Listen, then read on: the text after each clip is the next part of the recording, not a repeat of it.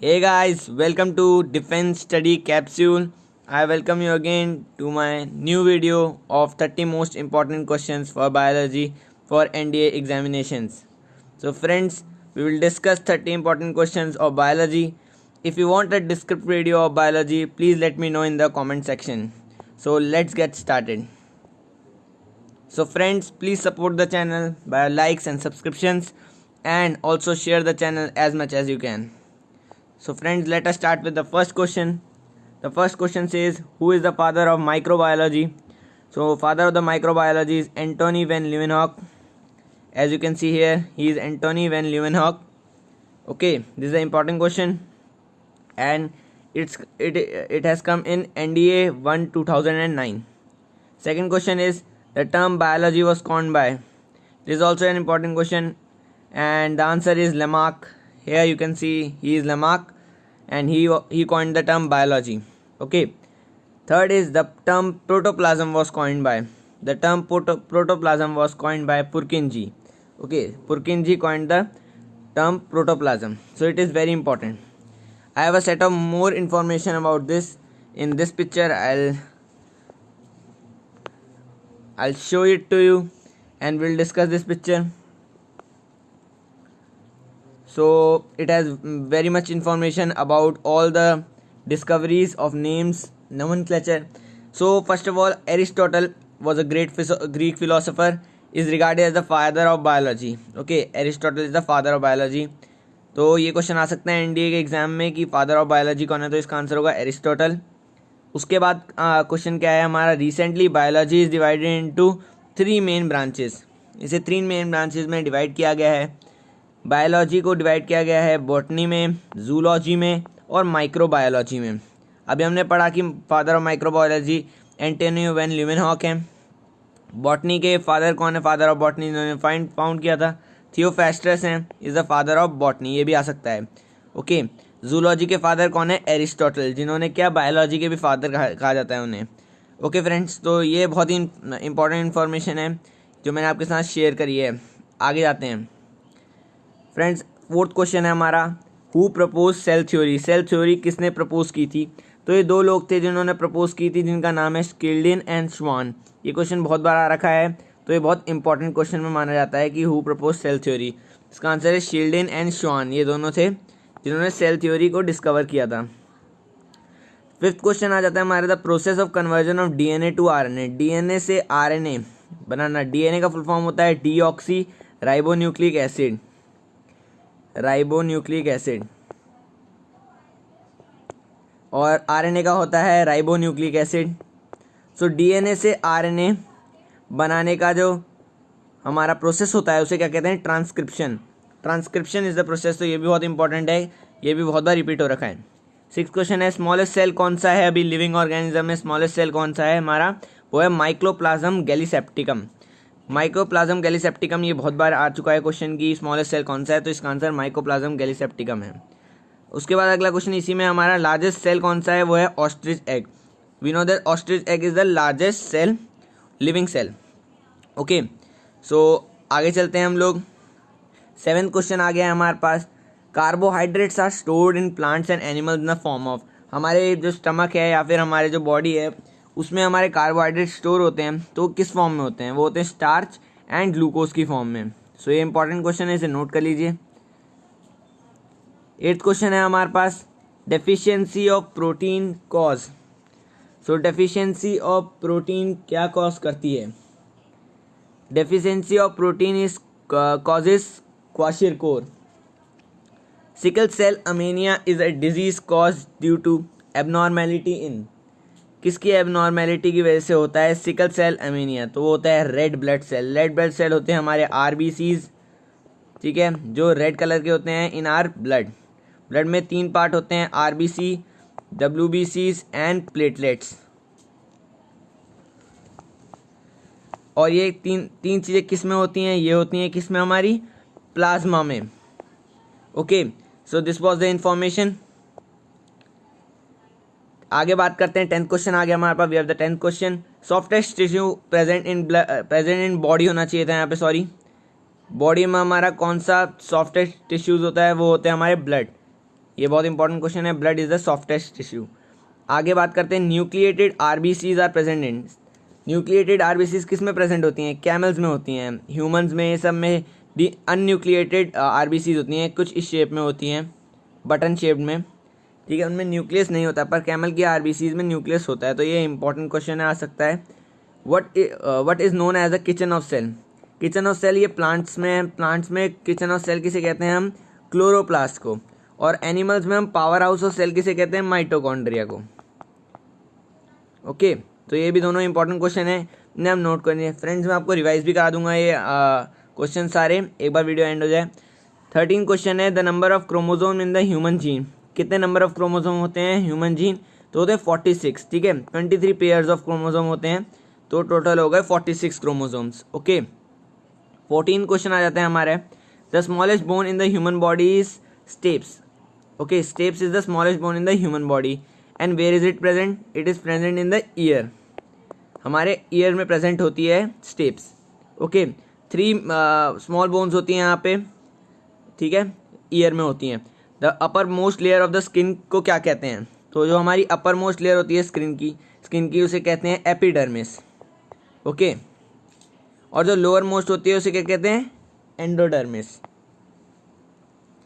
Okay friends, तो ये most important question मैं आपको करा रहा हूँ, फॉलो करते रहिए।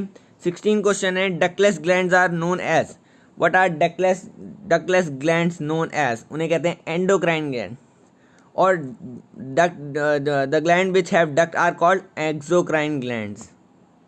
ओके फ्रेंड्स, तो ये भी इंपॉर्टेंट है कि एंडोक्राइन क्या होता है, एक्सोक्राइन क्या होता है, क्वेश्चन पूछे गए हैं। Distinguish between endocrine and exocrine में ग्लैंड दे देते हैं, बताते हैं, पूछना होता है कि कौन सा ग्लैंड है।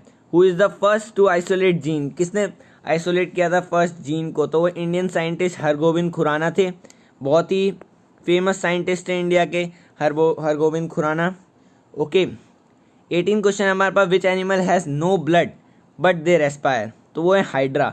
हाइड्रा एक ऐसा एनिमल है जिनके पास कोई ब्लड नहीं होता पर तभी उनका रेस्पिरेशन होता है, ठीक है फ्रेंड्स। आगे देख लेते हैं, which vitamin is considered to be a hormone? ऐसा कौन सा वाइटामिन है जिसे हम हार्मोन कंसिडर करते हैं? तो होता है vitamin D. Which is known as graveyard of RBCs? RBCs के ग्रेवयार्ड को हम क्या कहते हैं? स्प्लीन।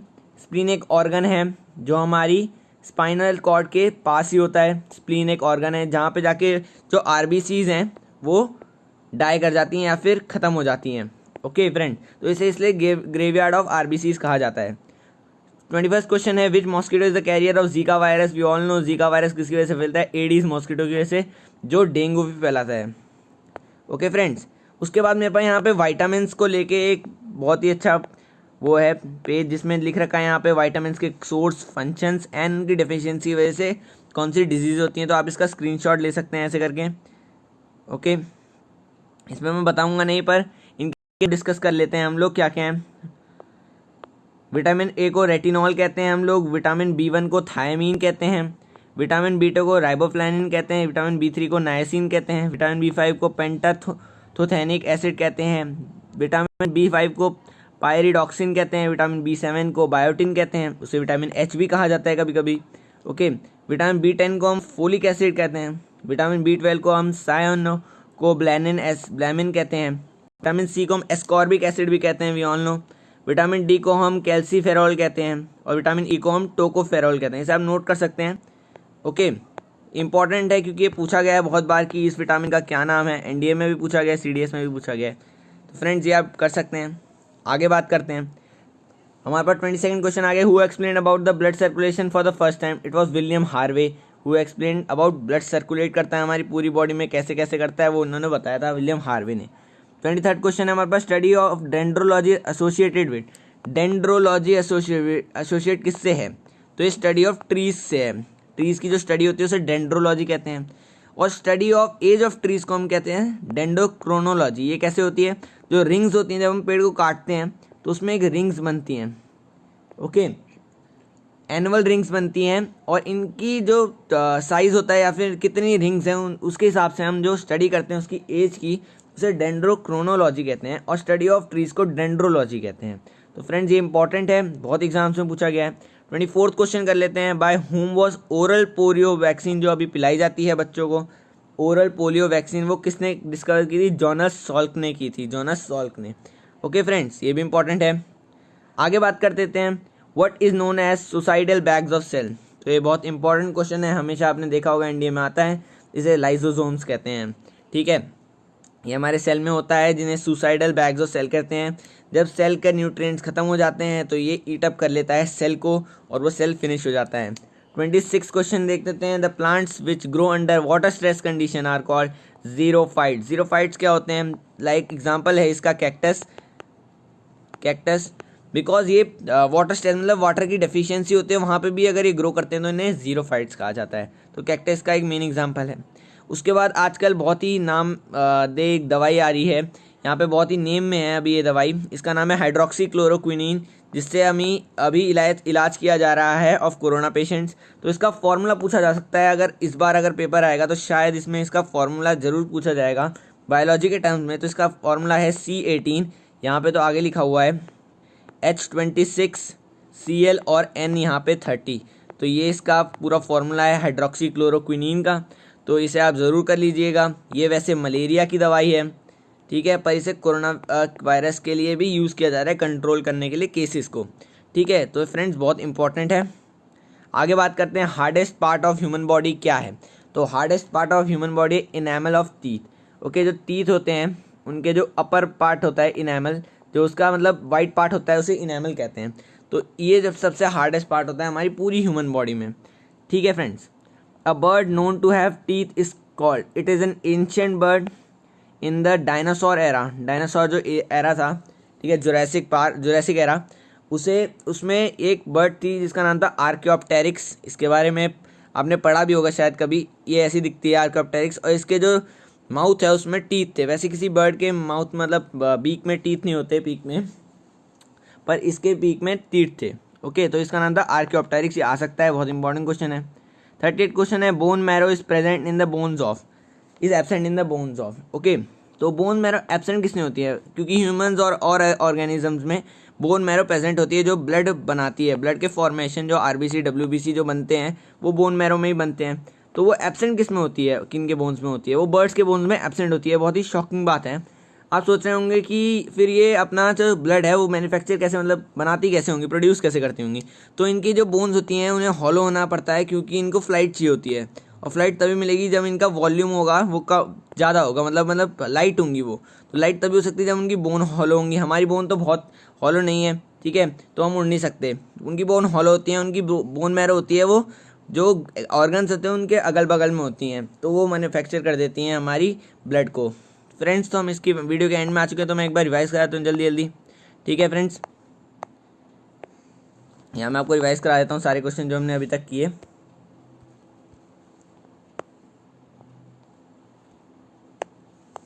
चलिए friend, who is the father of microbiology? Antonie van Leeuwenhoek. The term biology was coined by Lamarck.